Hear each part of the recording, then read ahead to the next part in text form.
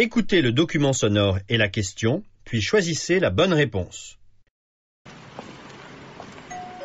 Bonjour monsieur, je recherche un appartement à louer dans le 4e. Qu'est-ce que vous pouvez me proposer? Il vous faut combien de pièces? Au moins un F4 ou F5. 80 mètres carrés minimum. Bien situé, calme, en étage élevé et avec ascenseur. Pas facile à trouver dans ce quartier. J'ai très peu d'annonces, surtout pour cette catégorie de logement. En revanche, à la vente, j'ai plusieurs biens à vous proposer. Ce sont des immeubles neufs où les charges sont réduites. C'est pas exactement ce que je prévoyais, mais on peut creuser la question. C'est où exactement? Oh, vous allez voir, je pense justement à un superbe 5 pièces sur l'île Saint-Louis. C'est au 5e étage, sans vis-à-vis, sur la Seine, avec une vue splendide sur Paris. L'appartement a vraiment beaucoup de cachet. Tenez, voici sa fiche descriptive. Vous souhaitez le visiter? En bas à droite, c'est le prix de l'appartement? Oui, mais c'est le prix demandé. Le propriétaire est sans doute prêt à négocier. Bon ben, écoutez, je vais réfléchir. J'en parle à mon mari et je vous recontacte si nous sommes intéressés. C'est parfait, on fait comme ça. À bientôt alors.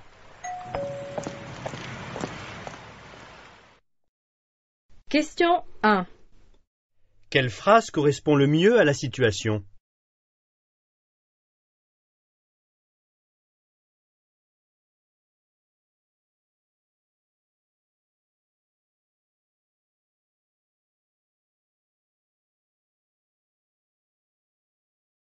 Question 2. Comment se termine l'échange?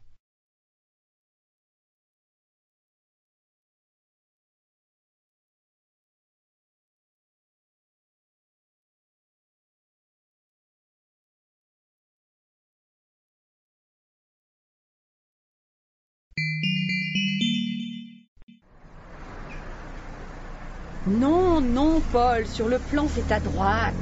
Pas à gauche, tourne. Écoute, Yannick m'a indiqué un raccourci pour aller à la cathédrale Saint-Georges, alors laisse-moi faire.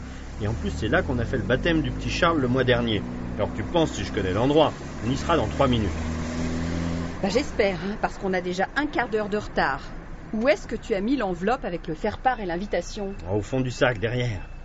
Mais je trouve pas, c'est pas possible. Calme-toi, tu vas pas faire une tête d'enterrement juste parce que tu trouves pas le faire-part et qu'on a pris un autre chemin pour aller à l'église. Et les alliances, tu les as prises? Je te rappelle que c'est quand même toi le témoin. Mais oui, t'inquiète pas. Mais bon, j'ai l'habitude. On va encore être les derniers. Bon, enfin, j'espère qu'on sera là au moins pour le lancer du bouquet. Parce que crois-moi, je compte bien l'attraper. Ouh, mais alors ça veut dire que j'ai encore 1 an pour enterrer ma vie de garçon. Question 3. À quelle célébration se rend ce couple?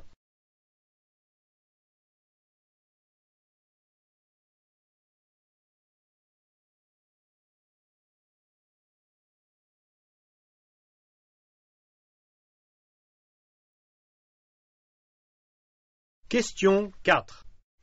Pourquoi la femme est-elle irritée?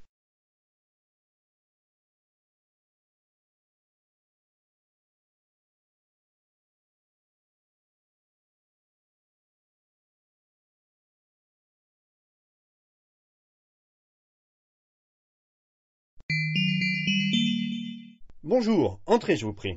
Bonjour monsieur, enchanté. Asseyez-vous. Je vous remercie de vous être libéré aussi rapidement. Voilà.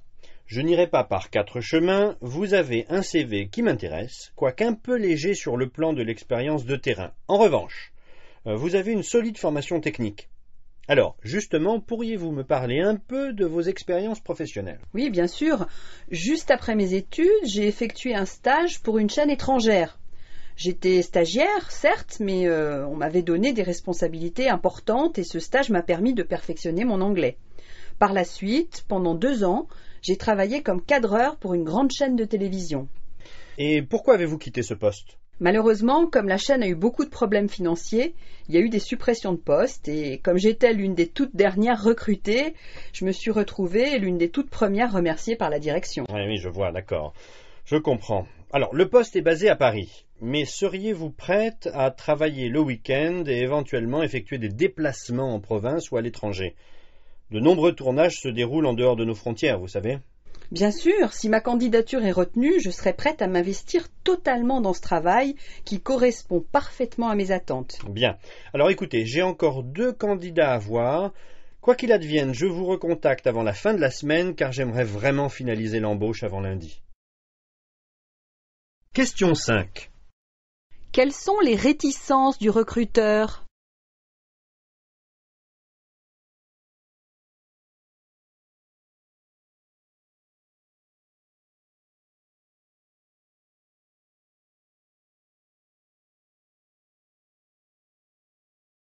Question 6.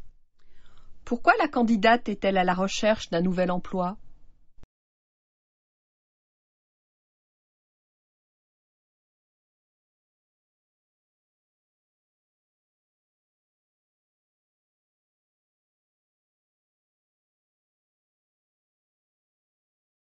Question 7. Que va faire le directeur?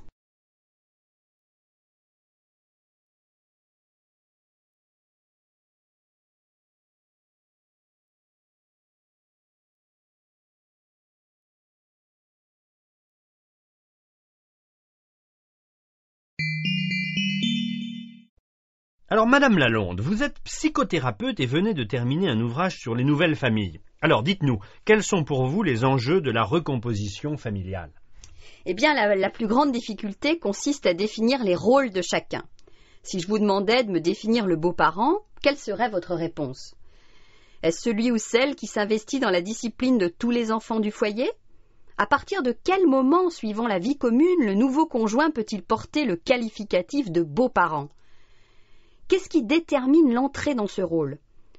On comprendra que la composition d'une nouvelle famille est un processus qui exige temps et adaptation aussi bien pour le parent naturel, le beau-parent, que pour les enfants.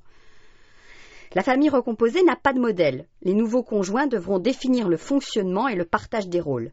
Les chercheurs l'ont dit et redit, la recomposition familiale est un défi car le pourcentage de rupture est plus élevé que lors d'une première union. Dans tous les cas, elle requiert beaucoup d'amour et de patience. Question 8. Selon Madame Lalonde, quel problème principal se pose face à la recomposition familiale?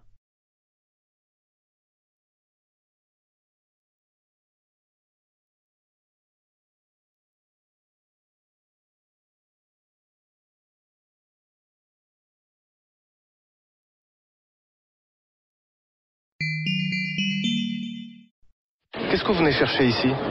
Eh bien, moi, je viens chercher des conseils parce que je termine mes études de master et je suis intéressée, j'ai toujours été intéressée par le milieu associatif et le bénévolat. Et donc, avant de me lancer un peu dans la vie active, c'est vrai que j'ai du temps et c'est dur d'avoir une expérience maintenant. Donc, pourquoi pas une expérience dans le bénévolat? Voilà. Et dans quel domaine vous cherchez à être bénévole? Plus ou moins pour l'éducation, parce que j'ai déjà un peu d'expérience dans le domaine de l'éducation. J'ai donné des cours, notamment dans des associations.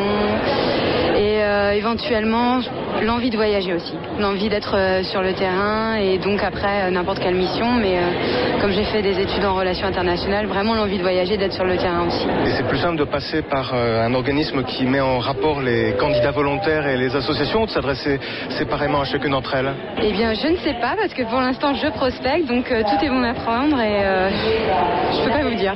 Je ferai les deux, je pense. C'est un petit peu comme la NPE? Un petit peu mieux. Question 9. Que recherche l'étudiante interrogée?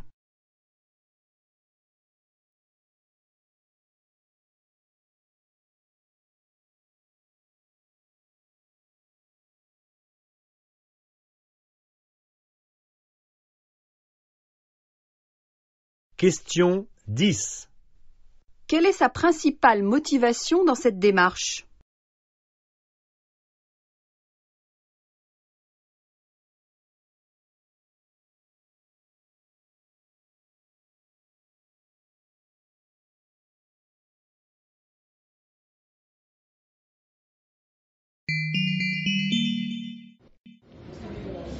Alors Karim, qu'est-ce que t'as fait de beau le week-end dernier? Je suis allé à Lyon avec des potes pour voir la fête des Lumières. C'était super génial. Il y avait du monde partout. Ah oui? Et qu'est-ce que vous avez vu? On s'est baladé dans le centre-ville, sur la presqu'île, sur les berges et dans le vieux Lyon. D'ailleurs, les vestiges romains sont super chouettes. Il y avait des spectacles de son et lumière un peu partout dans la ville. Cette année, par exemple, la façade de la cathédrale Saint-Jean était colorée comme elle a dû l'être au Moyen-Âge. C'était vraiment trop beau. Ah ouais? Et ça a lieu chaque année cette fête? Ben ouais, et en plus les événements sont toujours différents. Par contre, les Lyonnais mettent des lumignons à la fenêtre tous les 8 décembre au soir. Et en fait, c'est une histoire qui remonte au Moyen-Âge. La Vierge aurait sauvé la ville de la peste. Et depuis, ses habitants lui rendent hommage chaque année. Ah tiens, c'est intéressant. J'aurais cru que c'était lié aux frères Lumière. Andouille, tu ferais bien d'aller plus souvent à Lyon. Question 11. D'après cet échange, qu'est-ce que la fête des Lumières?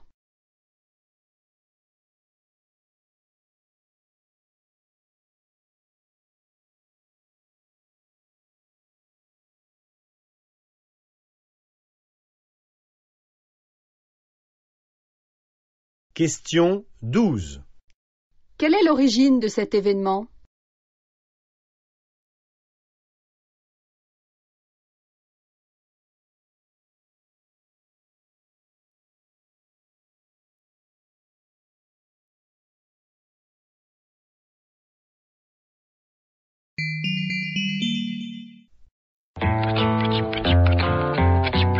Priorité santé.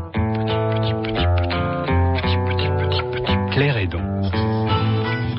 Bonjour à tous. Aujourd'hui, Priorité Santé vous emmène au Mozambique, suivre la fin de l'expédition Zambèze. Depuis le mois de mars, 4 Zodiacs descendent les 2500 km du Zambèze à travers 6 pays, de la source du fleuve en Angola jusqu'à l'embouchure au Mozambique. Une expédition patronnée par le Rollback Malaria et financée par des entreprises privées. À bord, une dizaine de personnes, dont des journalistes et du personnel médical local, avec un objectif, sensibiliser les populations à la lutte contre le paludisme, distribution de moustiquaires imprégnés, tests de dépistage et conseils de prévention. Question 13. Quel est l'objectif de l'expédition Zambèze?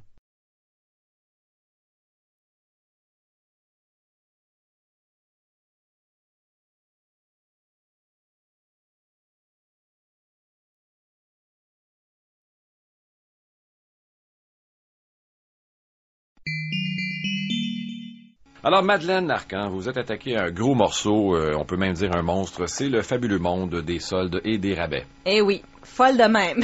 Oui, ben oui. C'est une commande, ça? Ou En fait, c'est parti, c'est parti d'une amie qui me disait j'aimerais ça qu'il y ait quelqu'un qui suive réellement les circulaires pour moi, là, avant les fêtes, pendant les fêtes et après les fêtes, pour savoir si c'est vrai ou pas les fameux rabais.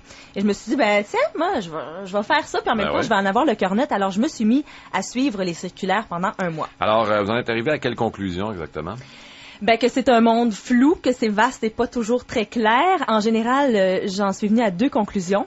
D'une part, dans le domaine de l'électronique, parce que c'est souvent là où on recherche des aubaines, c'est difficile de s'y retrouver parce que les soldes sont souvent appliqués sur des modèles différents. C'est-à-dire que la comparaison est très difficile. Par exemple, j'essaie de suivre l'évolution des prix d'un téléviseur de marque X, genre 32 pouces avec telle caractéristique.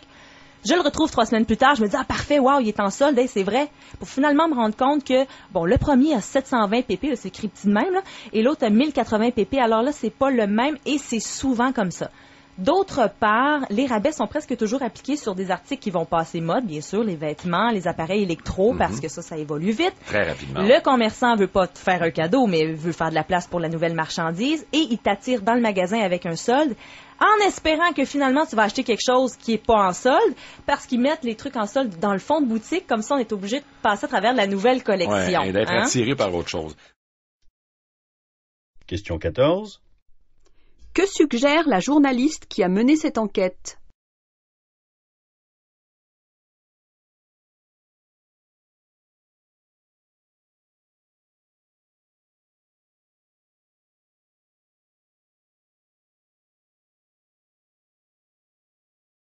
Question 15. Quelle est la motivation des commerçants en période de solde?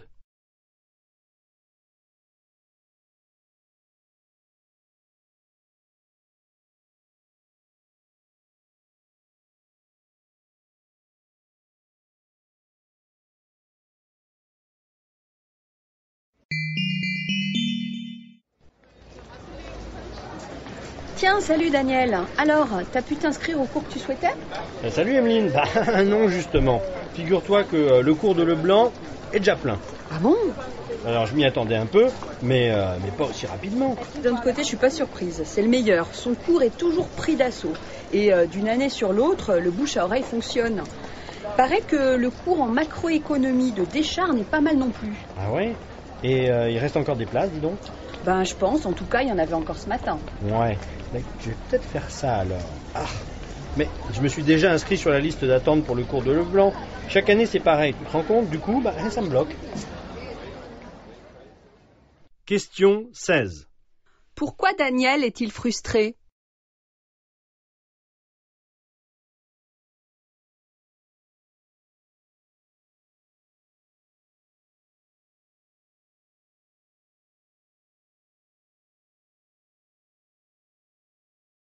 Question 17. Que va-t-il faire finalement ?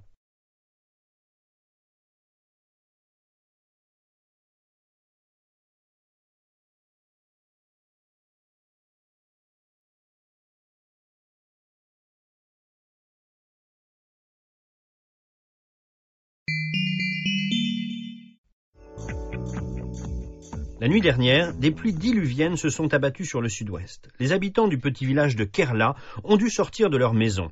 Et vers 2h du matin, la municipalité a demandé à tout le monde d'évacuer le village. Les habitants ont passé le reste de la nuit dans le gymnase d'un village voisin. Ce matin, la plupart des maisons étaient encore sous l'eau, mais les violentes intempéries de la nuit dernière n'auraient fait aucune victime. Nous referons un point sur la situation dans notre flash de 10h.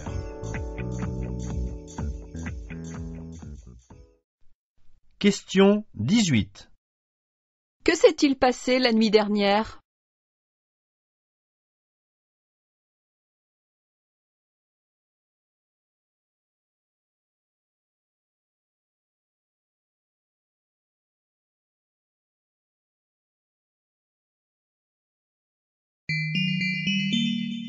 Bon, Jocelyne, veuillez annuler mon rendez-vous avec Monsieur Martin, le directeur commercial. Je ne serai pas en mesure de le recevoir cet après-midi et surtout, c'est la dernière personne que je veuille voir après sa piètre performance auprès de nos clients japonais. Ah bon ? Mais qu'a-t-il fait ? Oh, qu'a-t-il fait ? Il a perdu un contrat, avec plus d'1 million d'euros à la clé, vous vous rendez compte ? D'ailleurs, je dois immédiatement rappeler Monsieur Ishii afin d'essayer de rattraper l'affaire. Alors, annulez tous mes rendez-vous et ne me passez donc plus aucun appel, je ne suis là pour personne. Entendu. Question 19. Quelle est l'intention de l'homme ?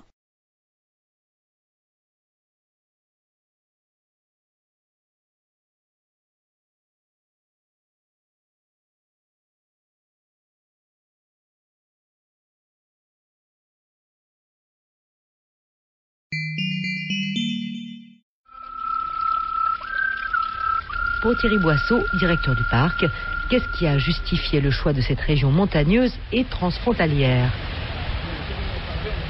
Alors, la première motivation, c'est que on est dans une zone de la planète qui est ce qu'on appelle un point chaud de biodiversité. Donc, du fait des confluents d'influences climatiques, d'influences liées à l'altitude également, hein, on passe de 300 mètres à 3000 mètres en très très peu de temps, eh bien on a une diversité de plantes, d'animaux très importante. Et donc c'est légitime, je dirais, d'avoir un projet pour connaître cette diversité, du fait qu'elle est extrêmement importante ici. Et puis la deuxième chose, c'est que c'est une des missions majeures d'un parc national. On est finalement un espace où l'activité humaine est peu importante, un espace donc qui est sur le long terme va peu changer, en dehors des changements qui sont liés au climat par exemple, et donc c'est un endroit idéal pour faire ce type d'études sur le long terme. Question 20. Quel est le thème abordé par le directeur du parc ?